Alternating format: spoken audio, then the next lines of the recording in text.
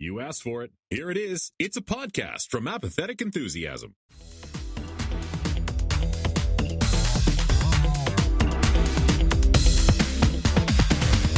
Coming to you live from my office and not in a hotel room where Travis is currently. I'm sitting here in the comfort of the chair that I always do, and Travis is sitting in a couch chair, but pretending he's in his office, but it's really a shitty green screen here on Interdimensional IRSS, the unofficial Rick and Morty podcast.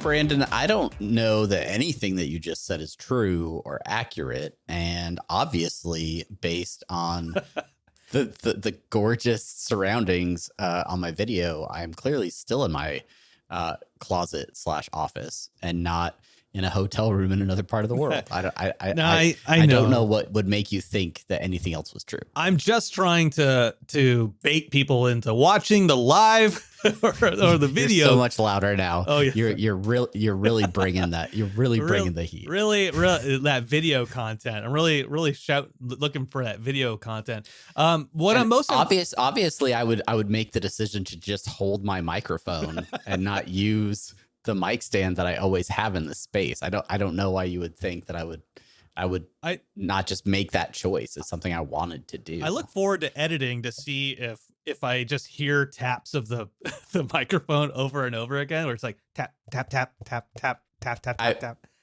I'm making a thoughtful effort to hold it without like moving my hand too much on the actual microphone itself. That's good. But there's no promises because welcome everybody. Welcome to Interdimensional IRSS. My name is Travis. He is Brandon. And we are doing it live, so to speak, here, where I am in a hotel room with a fake background. And I forgot to pack my mic stand. It's a new one's being shipped. It just hasn't gotten here yet. Everything else is here. I want to commend you, Travis, for doing this. The thing I want to commend you most for, dear audio listener, is the fact that like it looks like he's sitting in his regular chair, but he's actually sitting in a shitty hotel. It's a very comfy hotel chair with one of those like roll out ottomans that like tucks in underneath it. Are your feet up right now? A little bit, but they're not up on the ottoman. Oh, they're up on the high top chair that I'm using as somewhat of a desk to hold my laptop on, as well as my audio interface that is strategically placed halfway between where I'm sitting and the hotel television, so that I can use that television as a second monitor. A lot of things are going to be purchased between now and next week's episode.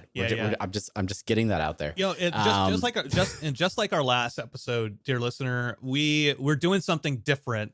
Whereas last episode, it was like at 6 a.m. for me recording, and the energy is completely different. The energy is different from Travis's end because he's so out of his element. It's fun. So with that in mind, Travis, let me take care of the social media housekeeping bit, right? I appreciate it. Yeah, but because you can't see it because right now your second screen.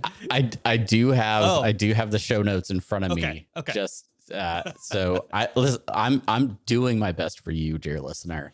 And but we're gonna see how it goes. Yeah. It's a finale episode. Of course, things would be off the wall. Damn darn tootin'. If you want to follow us, you can do so in a few different ways. Head over to X, also known as X Twitter, at Rick and Morty Pod. Facebook.com/Rick and Morty Podcast. Instagram, Rick and Morty Podcast. Email, send us an email. You can get so many more characters in an email. You can put a signature block in an email. Rick and Morty Podcast at gmail.com. Blue Sky, Rick and Morty Pod bsky.social. When you redid this template, we forgot to delete certain things. Have we got any traction on Blue Sky this season? that account is still there, and probably someone is like, I talk to you every week at Blue Sky, and you never respond to me. And that's probably why we've lost a lot of listeners. That's probably the reason why. Absolutely. You can find us on the web, of course, Reddit, rickandmorty.reddit.com. That's the official subreddit of the show. I say official, it might as well be official. It's the biggest. There's also Rick and Morty the anime podcast Reddit that you should head to. I don't know what the address is offhand, but I'm sure if you know how to use the search function on Reddit, you can find it there on reddit.com. Yeah, and if you've gotten this far into this podcast and you've watched this many episodes of the anime, why not check out the subreddit? Because the show's over. Like, go see what other people thought about it. It's done. Give those subreddit folks a hand for taking a percentage, some kind of percentage from the official subreddit. It's some kind of percentage. Speaking of subreddit, we have our subreddit, rickandmortypodcast.reddit.com, and I tell you what, we hit 2,000 subscribers to that channel, and I don't know how, because we do nothing there. No one talks about anything. That's not entirely true, because we do have like automated posts every time we release an episode where it creates a little automated listing there. So there's not nothing, but there's very little actual interaction on the subreddit. But yeah, you can go check it out. Rick and Morty podcast.reddit.com. And then, of course, exists. rickandmortypod.com. We just renewed it over with some web browser thing. I updated my credit card there, and the security code is 123. Yeah, I'm glad that's on your credit card now and not mine. And of course, we're at YouTube, right? Apathetic Enthusiasm, youtube.com, Apathetic Enthusiasm. Get videos of the show. You see what Travis's blinking mic is in and out as the green screen as it disappears in the virtual background. Yeah, keen YouTube viewers will notice that we are also using an Apathetic Enthusiasm overlay for this episode, because I'm on a different computer and I didn't bring the correct assets. So unprepared. We are doing our best. Travis is doing his best Brandon impression. And then finally, support the show, patreon.com/apathetic enthusiasm. We appreciate all our patrons there. We appreciate all you listening who don't support us monetarily. We really do thank all of you for giving us your time, giving us your ears, and giving us your sense of sanity for a couple minutes. Yeah, send us your ears at our Patreon. Send them to us. Yeah, we want them. just like Caesar did. The countrymen, lend me your ears. Yeah, friends, neighbors, countrymen, or something. I don't know. All right, we're done. Let's talk about Rick and Morty. All right, all right, everybody. It is a finale episode. We are going to be talking about the season finale of Rick and Morty the anime in this episode. But before we get to that, let's get into our first segment, something we like to call semi-pertinent news. Semi-pertinent. Yeah, there you go. Yep, there we go. Fans of this show will know that we love talking about Comic-Con, because we go to San Diego Comic-Con the last couple of years and we don't shut up about it. But one Comic-Con that is probably equally as big and equally as renowned, huge and renowned, thank you, would be the New York Comic-Con, which happened this last weekend. And wouldn't you know it, there was a little panel out there for Rick and Morty. Yeah, it happened. It happened, Brandon. And guess what? Neither of us were there. No, well, I was there.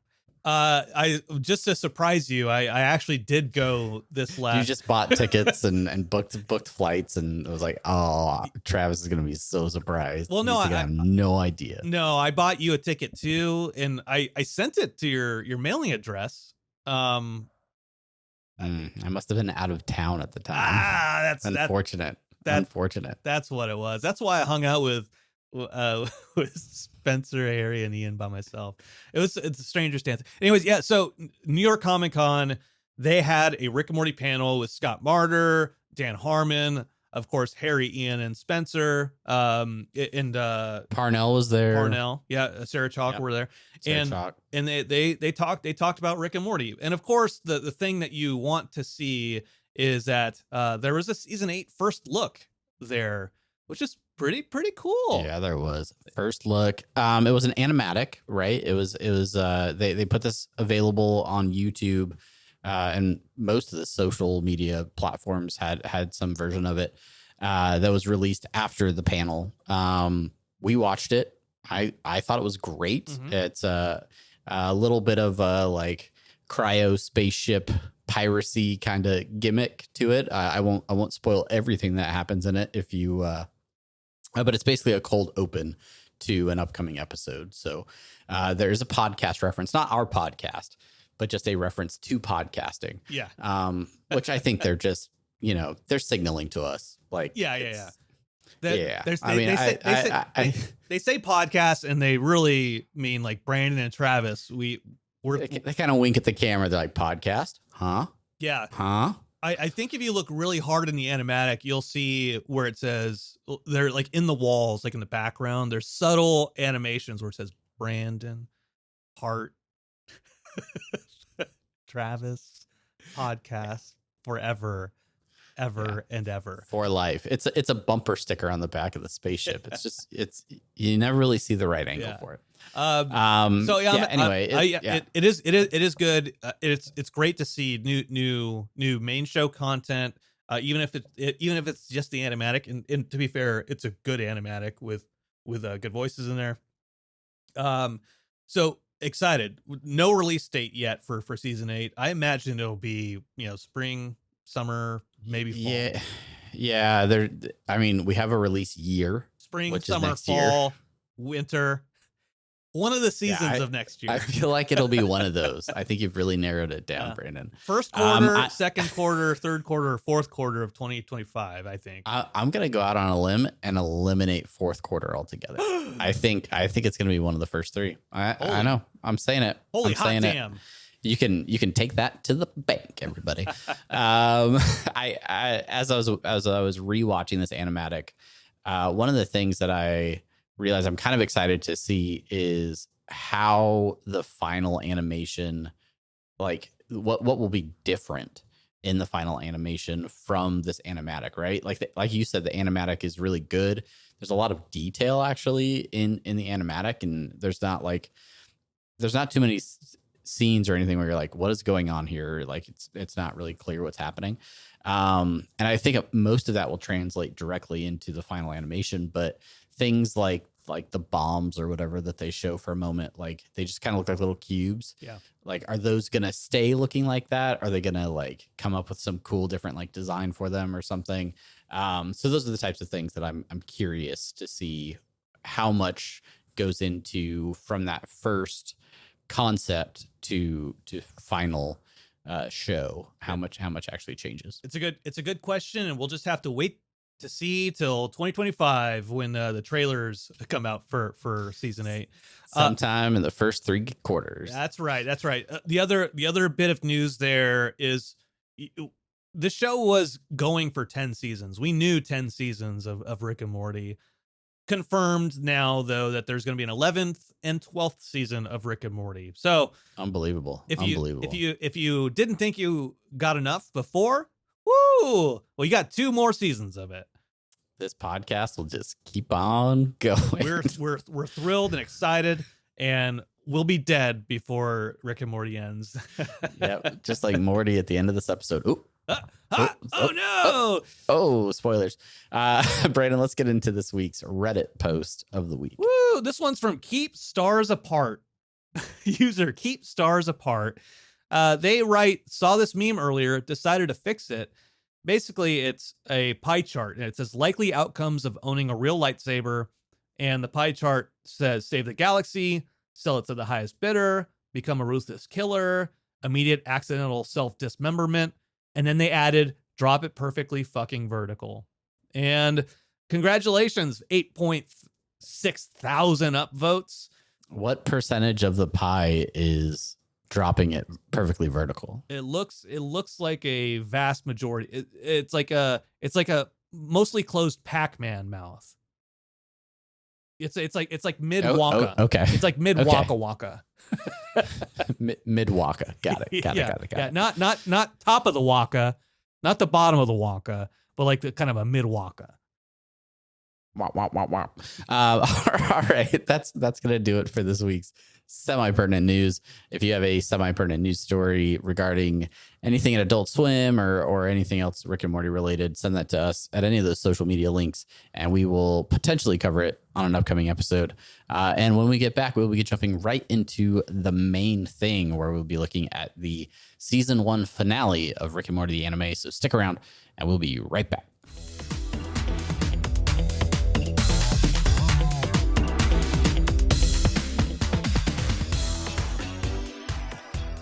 That's right, everybody. The YouTube video did not cut away. If you want to see this video without ad breaks, go over to youtube.com/apathetic enthusiasm.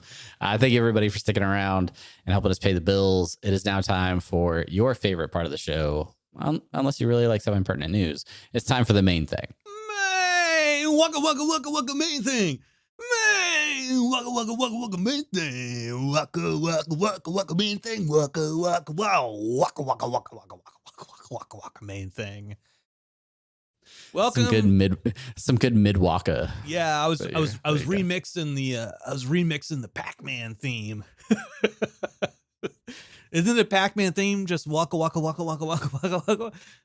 I don't know if that's the theme as much as it's just the sound he makes while he's eating power pellets. I think somebody should come up with a Pac-Man theme that is just that. Is just the waka wakas.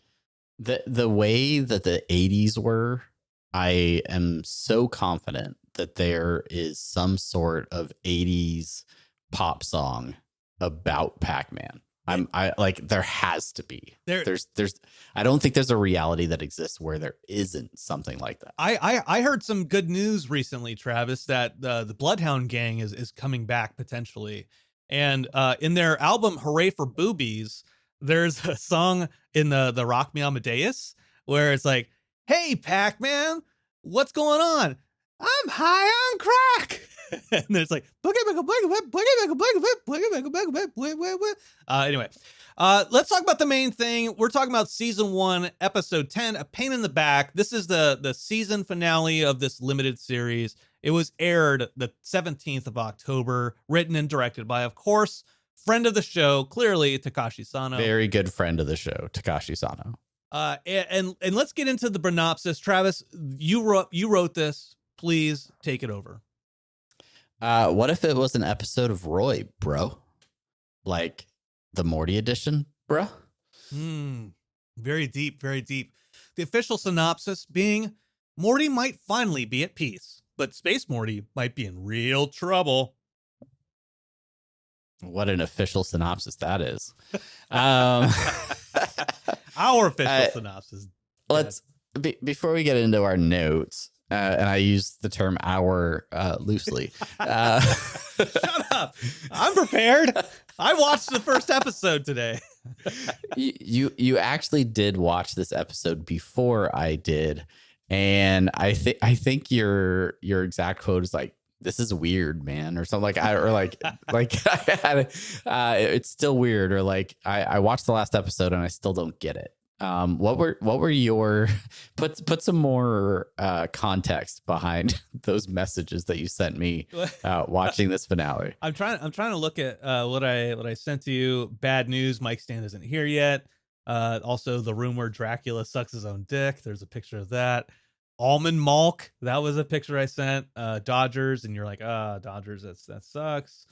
I believe I responded boo every time you said anything about the Dodgers. Yeah, I bought some Jim Beam Dodgers edition, to get me ready to go. Anyway, so I said I watched the finale. I still don't know what the fuck. That's what I wrote.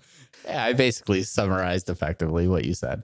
Yeah, what were your initial thoughts after watching this episode for the first time? The episode itself is not what the fuck. Like, the episode itself felt fairly straightforward. I think the what the fuck is like, how does this apply to everything that we've seen over the previous 9 episodes, right? And so when you said to me earlier that you watched the first episode again, and it makes more sense, or I forget the exact thing that you said. I was like, you know what, that's a good idea. I should rewatch the first episode.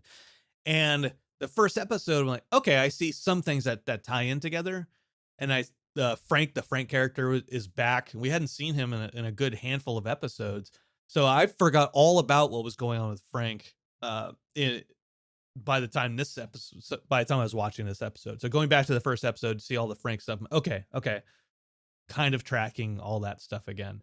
I thought it was a nice little happy, like, oh, they love each other and she'll always love him in every version of herself. Yeah, my comment that I made to you is I rewatched the first episode, and now the last episode seems less weird.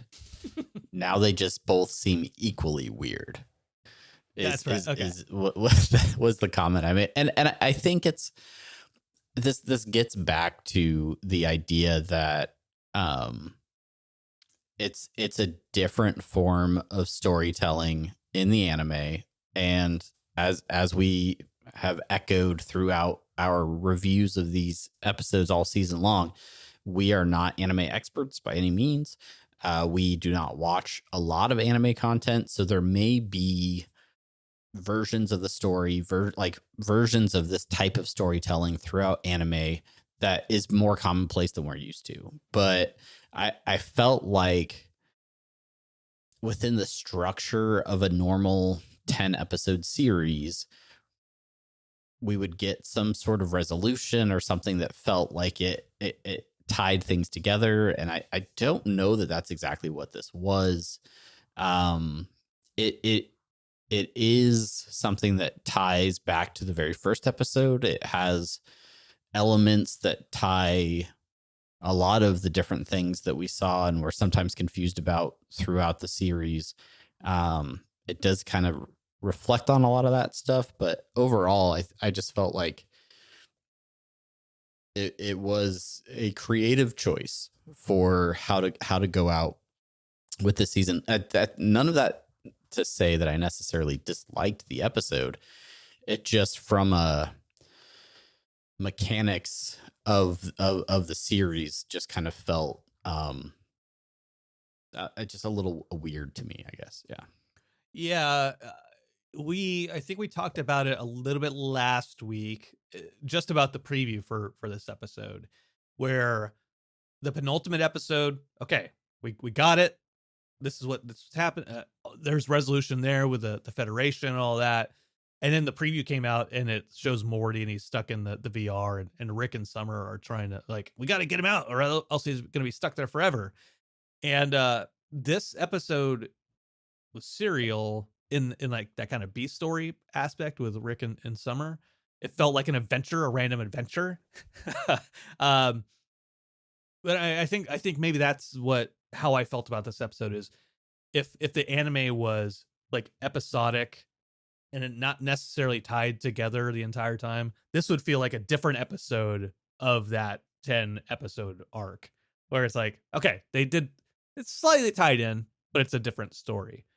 Like, I don't know if that makes sense what I'm trying to say. Yeah, I think so. And I think it just leads back into adjusting our expectations for the anime versus the original series, right? Like, the original series is very much about adventures. It's about Rick and Morty being buddies now who go out and, get into trouble and have some sort of sci-fi hijinks. And the anime is really, to its conclusion here, been more emotional and more about the love story between Morty and Elle, which we heard about before we ever saw the series when we went to that panel. When we interviewed Takashi Sano, he talked about it again, like really driving that idea of Morty's love interest and what that relationship could look like across the galaxy, across realities, and throughout numerous iterations of time, right? That relationship is the core of this series. You know what this 10 episodes is really? This 10 episodes is really a 10 episode stretching of when Morty is in the "It's in the way that you use it" episode. Vat of Acid. I got that same feeling from the Vat of Acid episode. When I was rewatching this finale, I was like, there's a lot of this that feels very much like the long drawn out sequence from when he builds that relationship. Yeah. Which is why I joke about it being a Roy episode, right? Like the VR aspect of it, the fact that you live out like almost an entire life, right? You grow up, you have a relationship, you get a job, you lose a job, you break your kid's violin, like all of these things happen, right? You know, normal relationship things. And then all of a sudden by the end of it, like they managed to turn the VR off and he's back to being like a 15-year-old kid. Yeah. And it's like, okay, Morty, it's time to go on a different adventure now. Right. Yeah. Like that. Yeah. That's like that line by itself makes me be like, yeah, okay. Like this was just although it was 10 episodes, it was one episode, and now they're on to a different adventure. Which gets me back to something I've said throughout the season. I think this show is better as a binge watch. And if now that all 10 episodes are out, I feel like I could safely recommend it to people, being fans of Rick and Morty or not, and say, yeah, I think it is good, but here's how you have to adjust your expectations. If you're expecting a normal Rick and Morty thing, it's not that. And there are going to be times where things don't make a lot of sense. Stick with it. Overall, a lot of it ties back together. Yeah. Coming from the Rick and Morty experts in the room, in the Zoom room. We're definitely the Rick and Morty experts in the room. I will give you that. In this room and that room, we are the experts. For us, again, adjusting expectations. But my BWF Jeff, right? Him starting with the anime, never seeing any Rick and Morty episodes. He was enjoying it. And so, I think even for non-Rick and Morty fans who are maybe not anime fans, it's going in there and be like, all right, so there's some stuff that is applicable to the main story, like that you might want to know about Rick and Morty in general. There's some anime aspects. It's kind of a confusing storytelling technique, but if you stick with it, it'll start to kind of make sense. And you can postulate your theories. You can come up with a bunch of different things, but there's still some gray areas that, like, oh, what is actually going on? It's enjoyable what I will say is the first episode when we first watched it, like, what the fuck, right?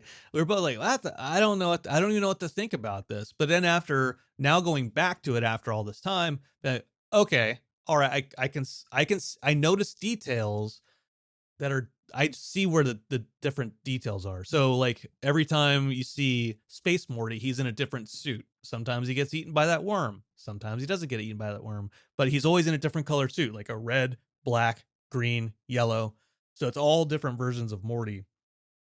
And if this is not necessarily Morty's story, but Elle's story, it makes sense from that perspective because she knows everything that's going on. She, in every iteration of her being, she just wants to be with Morty. So she's always with Morty. And like, even when he gets eaten by a giant space worm or he dies as an old man. And I think it's interesting, especially going back and rewatching the first episode and how confused we were. Like our expectations at that time, the only Rick and Morty we really knew about was episodic, and they did not carry plot points or storylines episode to episode. So when this first episode ends so abruptly, we're just like, what? Like it's mid thought. And like the attack that like Space Summer is engaging in at the end of that first episode, we don't really revisit and see the conclusion of that scene until the post-credit scene of this finale episode, which I think is a huge payoff, and I think is actually really great. So I don't know. I think that I think it was an interesting way to tie it all back together. I think it works really well as a complete package, and I think you just watching it week to week with the gaps in between. It was just a different experience for us as viewers who are used to something different out of Rick and Morty. Yeah. So before we get into the actual finale, we're talking about the first episode again. We do. I think we both recommend watching that first episode again after you watch this, because I think it helps in a strange way. It helps put a bow on things. Like let's remember who Frank is, for example. Yeah, I mean, and if you can go through the entire season, like I mean, the episodes are relatively short. If you have time, like I think it works really well together. Like I could see this as a movie, right? As a movie release where they cut it down to like a 2.5 hour film or something. Like I think that would work really well. Yeah. And then they give us money for watching it. Yeah. I don't know how that works, but I don't know how that works. Let's get into the notes that I put down for this episode. Obviously we talked about Morty kind of getting sucked into this virtual version of reality, where he grows up to marry Elle. So, they have a family. So he throws the helmet on the ground. It starts sparking. So there's something wrong with it.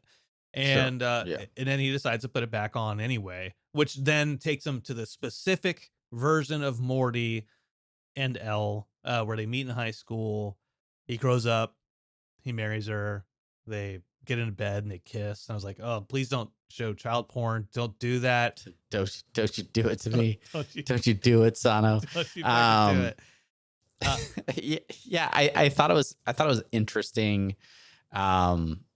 The way they kind of what moments in life as their relationship developed, they chose to kind of focus in on, and what moments, like how much time they gave to each moment, and just kind of showed that progression over time as they become adults with a baby and a mortgage, and Morty has to figure out how to survive as a father and a husband.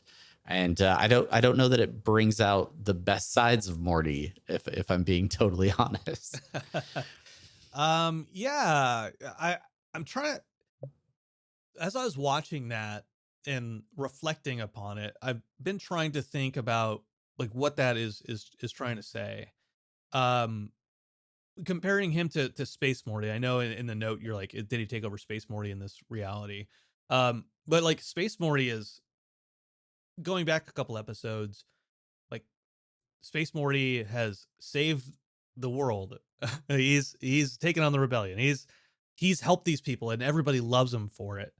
And this Morty has come in and be like, I am not that guy. I have not done any of that. I am not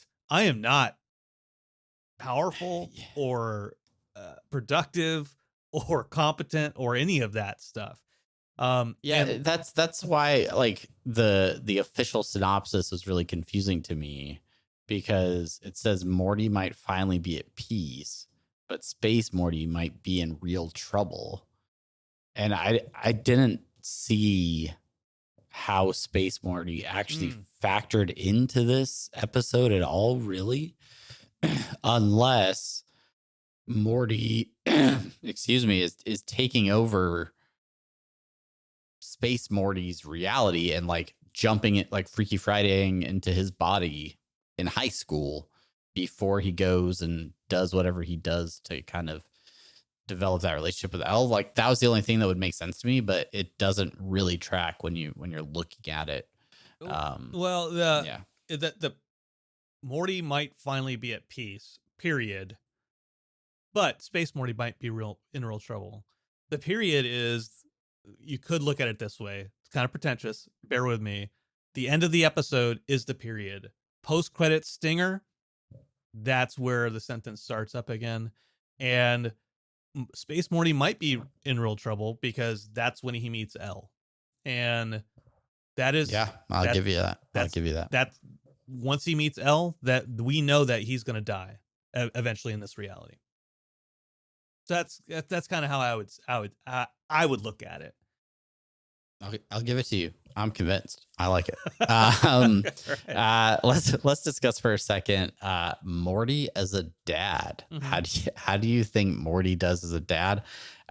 There's moments of him being overprotective, prideful, defensive, but then you also have moments where he's doing the math homework and like trying to provide for his family and just trying to do things right. So I don't outside of like Morty Jr., right, from like that like season 1, like I don't think we have a lot of other examples of how Morty might be as a dad. I don't know. What did you think about those scenes? What was this sperm pet's name? Let me try not to think about that episode. Okay. No, I him being a dad. So going back briefly, keep in mind the Space Morty stuff, where again, Space Morty is competent and everybody loves him, and it doesn't seem like he is super protective, prideful, defensive until Frank comes back in the picture. Frank is successful, he's rich, he can do anything for the family, and he's doing everything he can do for Morty. And that's the thing that Morty doesn't like. To me, what I read into it is Morty wants to be able to do this and be successful. He wants to get all these things on his own. He wants to take care of his family. He doesn't want outside help. And I can relate to that. I'm sure you can relate to that. Like, I don't want to ask for help. I want to just be able to. Why can't I provide for my family? I bought because he bought the house with Elle, right? They had a kid together, and it wasn't until old Frank came back that he had a car that showed back up. So then it was like, okay, now this guy is successful, and like now my family's not going to love me as much because I can't take care of them, but this outside source is taking care of them. And Frank says at some point in time in the episode, they need you. They need you more than anything. And that's Frank saying, like, it's not, I'm giving them stuff to help them out because I love them, because I love you, but they don't need that stuff, but they need you. And Morty doesn't see that for a long time, and still until he finally grows up and then sees his daughter play violin. What do you think about, in general, the relationship with Frank? Because it's like you go back to those early episodes and there is a version of this, right, where we see Morty growing old with Elle, we see Morty growing old with Frank, and like they seem like different versions of a reality or something like that. And then I don't recall a whole lot of other instances throughout this season where we see some sort of development between Morty and Frank that sets up as like a precursor for this version of Frank, who is willing to go out and become extremely successful and then just share it all with Morty because he loves Morty and wants did that seem a little out of place to you as well, or did that seem normal for you? I honestly, like, I feel like I remember something like that happening or being alluded to, but it was like a scene. It was a vague image in my mind. I think something like this happened, or damn, I don't remember it. And in the first episode, if you go back to the first episode, there he's he's in the sauna with Frank, and Frank's in the super suit, and he's like, "Why don't you take the suit off, Frank?" He's like, I always wear it. Like, I think you look better out of the suit." And then at the end of the episode, when Morty is old, he's getting in a fight with Elle and their daughter in the house. He walks out. He's balding. He's fat. Frank comes out. He's old, but he's not in the suit anymore. And he said, "I took the suit off finally." Right. So like that is like the closest I think I remember, mostly because I watched the episode today, of that being there. One thought I had, and I don't think this is accurate, but like almost like Frank is a different version of Elle. Like, I don't think it doesn't really make sense in the context of like, well, Elle is also in this world, and Elle wants to be with him all time. Yeah, actually, I take it back. So go ahead. You want to say something? I think I'm wrong, so ignore it. Yeah, I and this is just kind of, I'm just unpacking this in my brain as we have the discussion, but I don't know that there's any instances ever in the show outside of the VR where we have any sort of experiences with Frank. I think Frank exists purely within the VR environment. And even though VR was the way that Morty was initially introduced to Elle and started his feelings for Elle, talking specifically of Morty and not Space Morty, Frank exists as this other relationship that is exclusive to the VR world.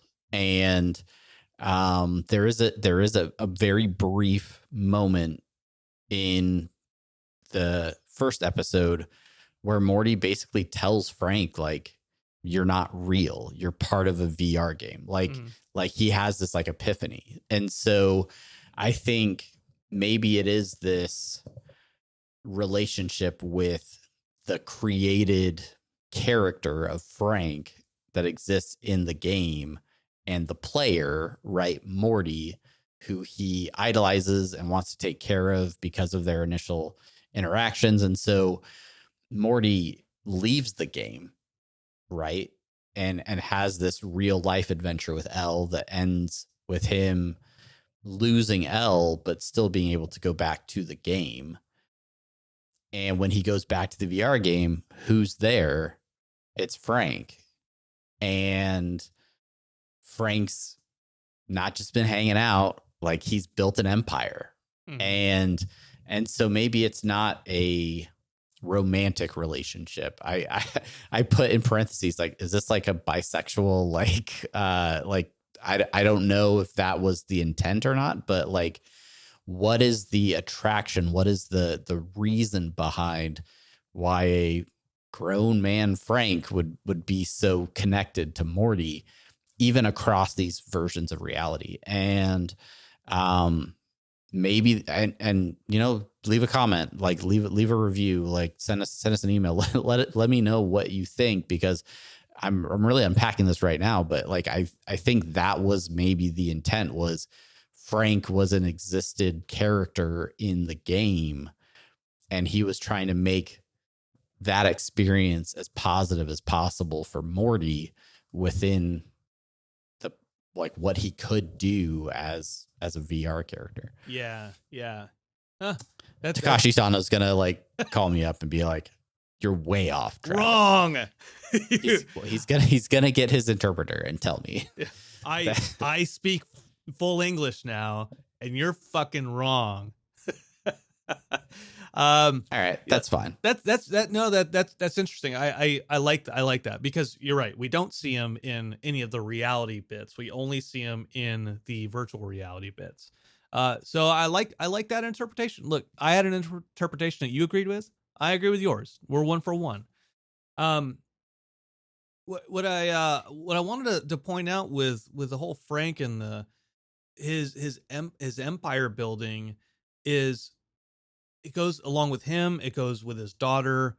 It goes with Elle. in this reality where they're married and have the kid. I think there's a note that I grabbed, which is, you don't have to be Space Morty. You don't have to be the leader of the rebellion, champion, die for a cause to be great and to be loved. All you have to do is be you and be there for yourself, be there for your family. That's what you need. And when Morty Morty dies in this world, which is really just him getting pulled back to the reality, there's Frank, his daughter, Elle, they're standing at his graveside, and they're all happy for him.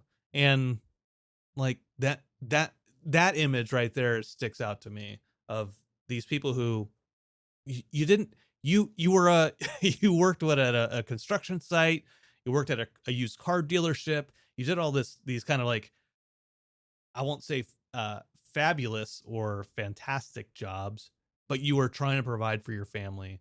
And yeah, they weren't glamorous, like, yeah, that's right. And it's clear that Elle didn't love Morty because he was a space hero or because he was uber rich. It was, she loved Morty. She loved how he cared for her.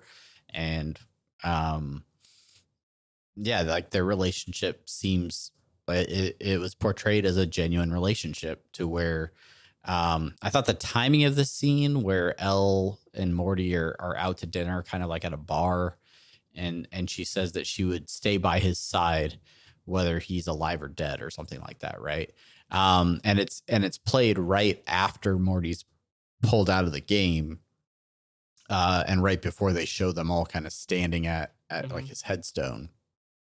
But it is like, it's kind of cementing that idea that, yeah, she's committed to Morty, even after he dies in the VR. And so, yeah, I don't know. I think that just kind of, again, reinforces that idea that this was a story about their relationship and all of the things that Elle would go through, because of her genuine, affection for Morty. So then we go back to some of the questions we asked at, like, episode 6, episode 7. Like, what do we trust her motivations? Is she bad?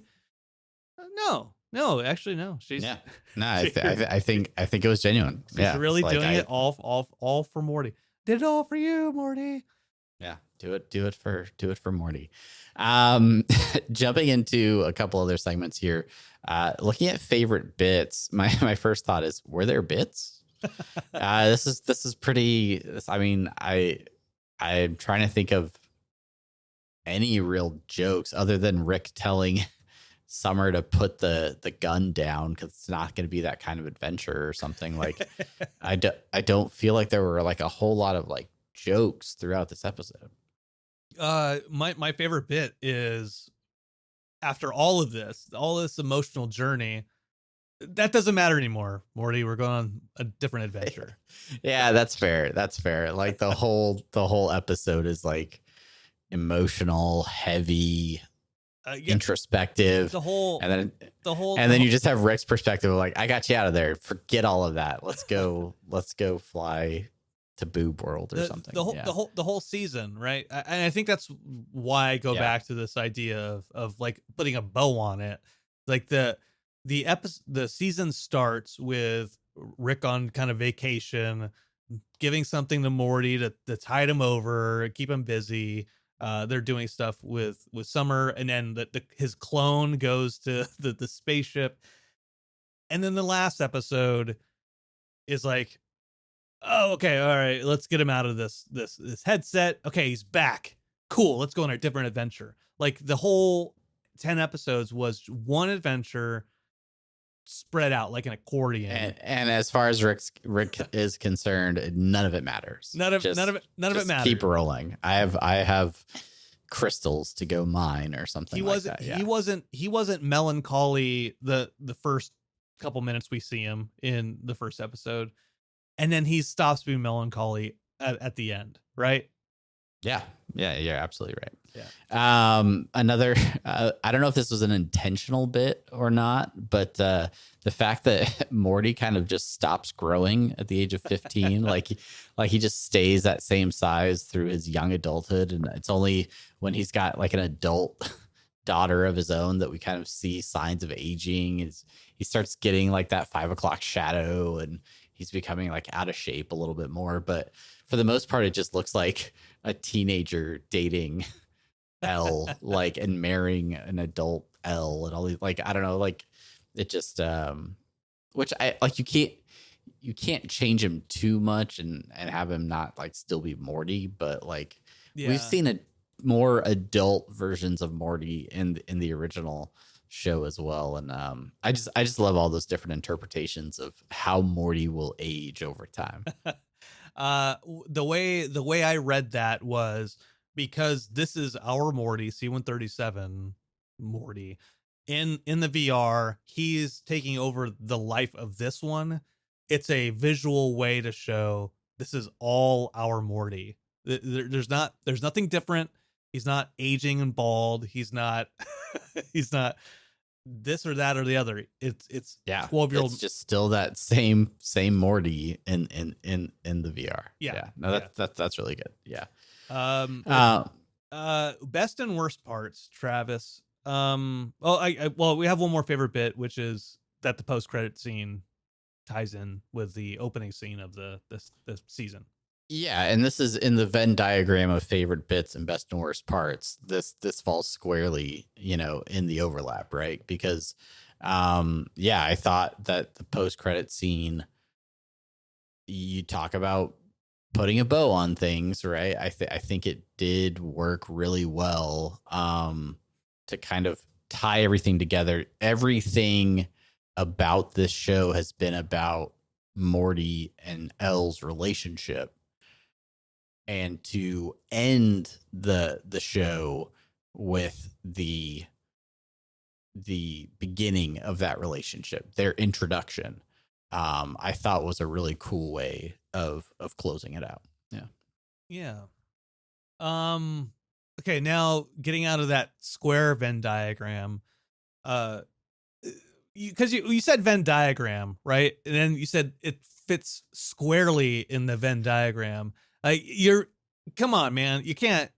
There's You're killing me. You're killing me, Smalls. The geometry of it is just it's messing with me.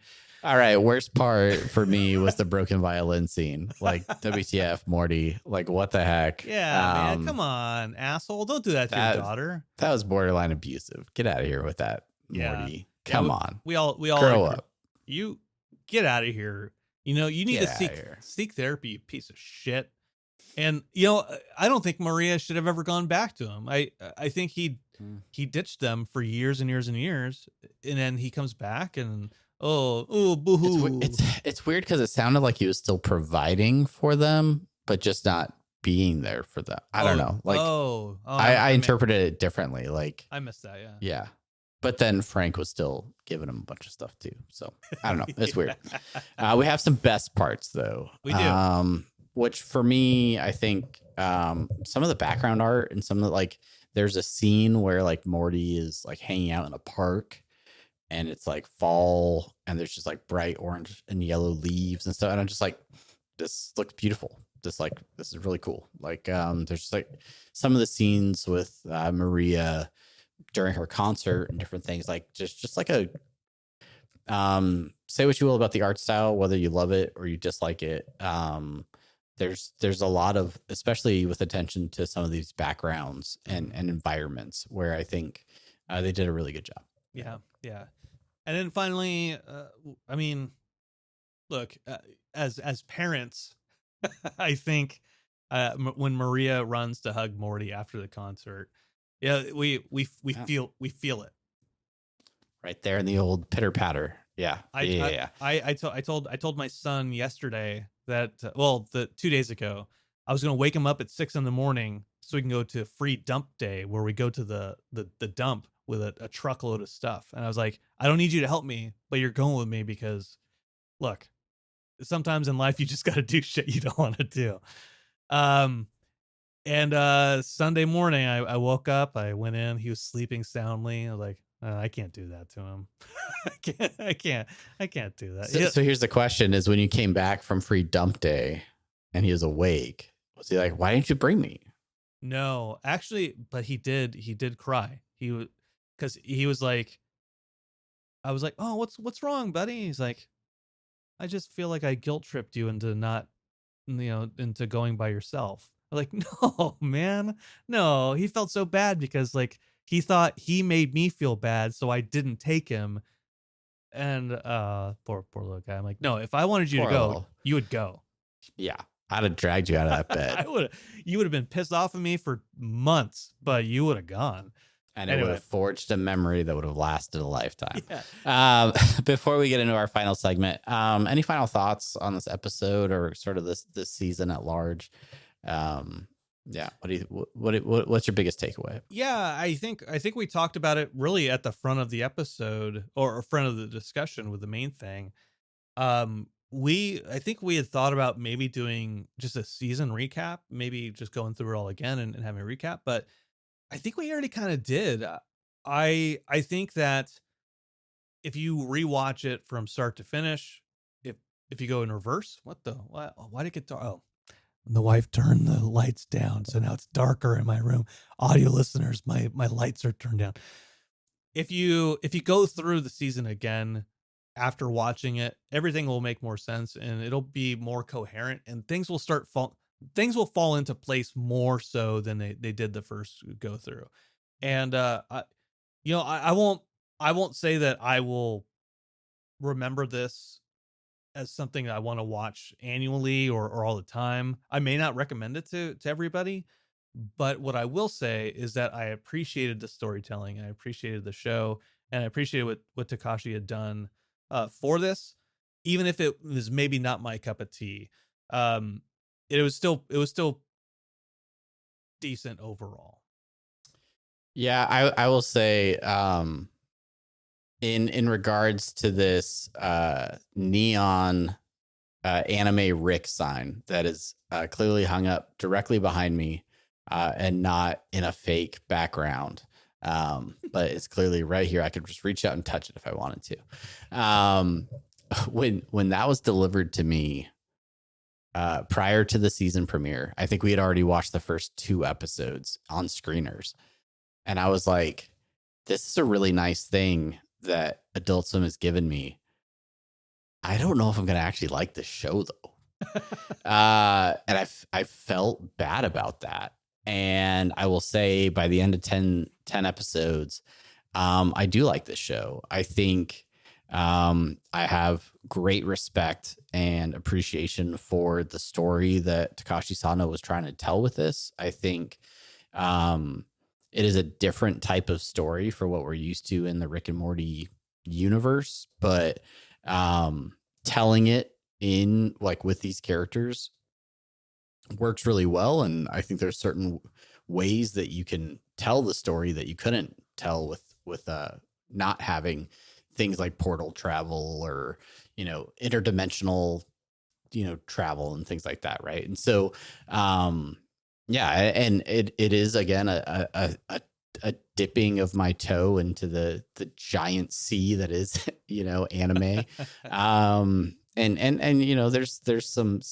some learning there that has to happen for me, but by the end I think this was really good, and I do think I would recommend it to people, especially if they find themselves like if they mention, oh yeah, I'm a huge anime fan, but I've never really watched Rick and Morty. I will go directly to, have you watched the Rick and Morty anime yet? Like that will be a huge, conversation piece for me. So for sure. And also let you know that there are screeners available for Invincible Fight Girl. So please check your email, Travis. Oh, I saw my email. All right. Yeah. Burning news. All right. Overall, congratulations to everybody involved with this show. Very well done. Congratulations on a great first season. Will there be more seasons to follow?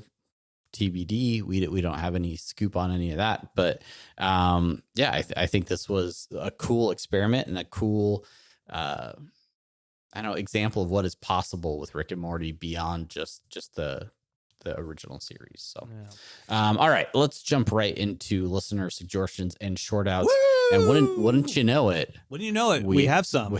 We got some. Both of these actually coming from our YouTube. So if you are not checking out video versions of the podcast over at youtube.com/apathetic enthusiasm, make sure you're checking those out. One person doing that is Fred T 1973. They say, I usually listen to the audio podcast, but I decided to check out the YouTube. Welcome to the YouTube. Nice to see you. I could tell from just your voices that you really enjoy this and have a great time. Seeing the video confirms that. Thank you for entertaining all of us Rick and Morty fans. Fred, I'm assuming that's your name based on your username. Maybe his name is 1973, Travis. You don't know. Okay, 1973. I don't know.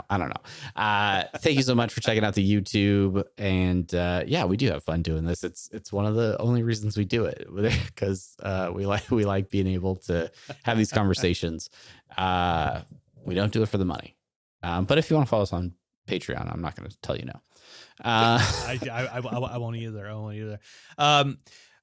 Xavier Leva also put a comment out there about last episode. Why do most romantic shows need to have a tragic ending? After what just happened, it looks like Morty is suffering the same way Rick is when he lost Diane. So sorry, Morty, and to Elle too. From what Morty went through during his time with Elle, Morty finally experienced true love for the first time, then heartbroken after learning the truth from OG Rick about the antimatter bomb, traumatized to decide to destroy Elle's universe in order to keep her around in his universe or not, as well as seeing that he doesn't deserve her, and finally lost because of her death. Compared to the other episodes, this is the best episode the anime has. Starting with the end of that comment. First off, thank you for that comment. Thank you for that insight. And I agree with you. I think the penultimate episode, the 9th episode for me, is one of my favorite episodes of the series, because the 9th episode kind of does that closure for a lot of the big questions in the show. And then episode 10 is a little bit more of just like the epilogue of like kind of finishing out that concept, that story of their relationship. And so yeah, I think it is heartbreaking, and I think I don't know that all love stories have to have a tragic ending. Well, why do most? I don't know. I think love is tragic, like at times, right? Like it is, like to love big, to love, so deeply, right? To lose that, relationship through whatever means, whether that's, separation or somebody dies or something like that, right? Like that tragedy, adds to the weight of that, like the seriousness of that love, I guess, if that makes sense. Like, yeah, because if it wasn't genuine, like it wouldn't be tragic. Yeah, that I think that gets to the heart of it, which is it's a little bit of a emotional shorthand to get people to realize, oh no, it's genuine. It's genuine. If you can feel it because it's tragic, because you can feel their loss, then you relate to that character because you know how much they cared about that person for them to be upset that they lost them. So I think that's it, it's maybe a little bit manipulative shorthand to be like, that's what love is, right? The thought I got first from Donnie Darko, but it's been used other places, of course. I've referred to Donnie Darko multiple times when it comes to this series. I think this is like 5 or 6 in the series. Yeah, that everyone dies alone. And that's a very sad thing, but I kind of subscribe to that thought, and like, someone has to go first. we talk about marriage, we talk about our kids and our parents and our brothers and sisters, like everyone, like someone's got to go first. And even in Final Destination, right? Somebody goes first. That there's a whole order to death. And like the people who are still alive, they are the ones who bear that. And we all recognize that and relate to it. Again, going back to that, the tragedy aspect of it. Yeah, it reminds me of a video that my wife sent to me on social media of Andrew Garfield, and he's having a conversation with Elmo from Sesame Street. Oh, and he's talking about how he's just feeling sad because he like misses his mom because like his mom passed away or something like that. And Elmo is very comforting, is very respectful.